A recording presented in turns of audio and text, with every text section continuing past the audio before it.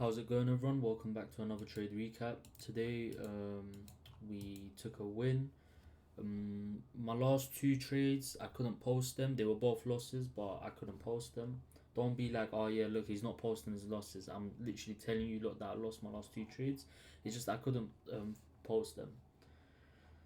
Today, we hit a very good trade on Nasdaq. I traded London session. We had no news today.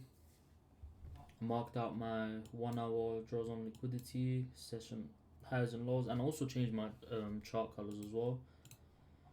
On the 15 minute, we marked out our highs and lows. Now, I don't particularly use daily bias, but I still look at the 1 hour and 15 minute as like where price wants to go for that time frame, and this is looking pretty much like bearish because we're in a downtrend.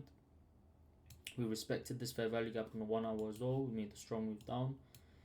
Probably targeting these draws on liquidity. Targeting these draws on liquidity. I think, yeah, this is London session lows from last Friday. So yeah, because I'm gonna show you lot now why. Like, I don't use daily bias like to take the trade, but it came in handy today.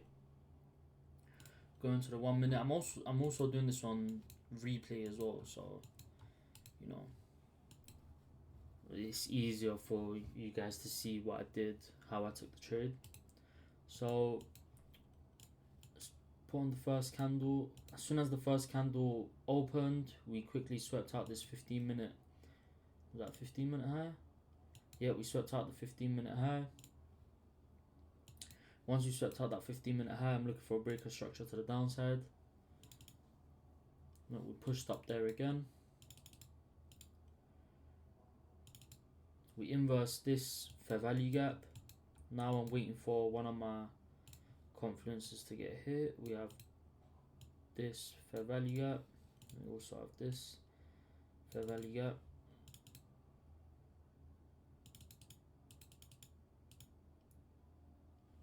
None of those got hit. We're still moving down. Sorry. Made this fair value gap. This tiny fair value gap. Look, now I know you guys are probably thinking, look, it swept out this, you should change it and look for look to go long. But this is what I mean. I don't use daily bias, but in positions like this, we swept out a high and we swept out a low. Because my overall I think price is going to go down, I'm gonna be looking to take shorts, even though both of them got hit. So we're waiting for there we go. Once the fair value gap gets hit, we get selling power out of it because we're already in a downtrend.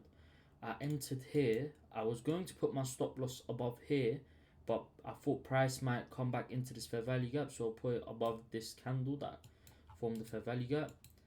And my take profit was down at this previous Asian session lows. I think my first take profit was based on 5 minute fair value gap. Yeah. So my first take profit was here.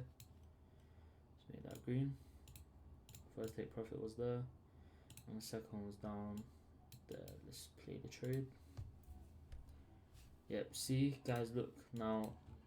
This is why, this is what I mean. When there's two fair value gaps, even though, look, it respected this, it didn't even close above it, but it still came up and touched this. If my stop loss was here, look, we would have got stopped out with a wick, and then my TP got hit. I'm gonna show you like that later. That's why when there's two fair value gaps, I usually like putting my stop loss above the previous fair value gap as well, because price, it wants to hit it. Price came down, hit my first take profit, and hit my second. And it actually moved pretty far down after that as well, I think. Yeah. Wow. So we could have even put our take profit all the way down here and got a 7.9 restored ratio, but it's better to play safe. There we go. Oh yeah, guys, this was my trade. I won't be trading tomorrow because I'm pretty sure there's FOMC, and the next day can't really remember. But anyways, yeah, I'll see you guys next time I trade. Please make sure to like, subscribe, and yeah, I'll see you guys next time.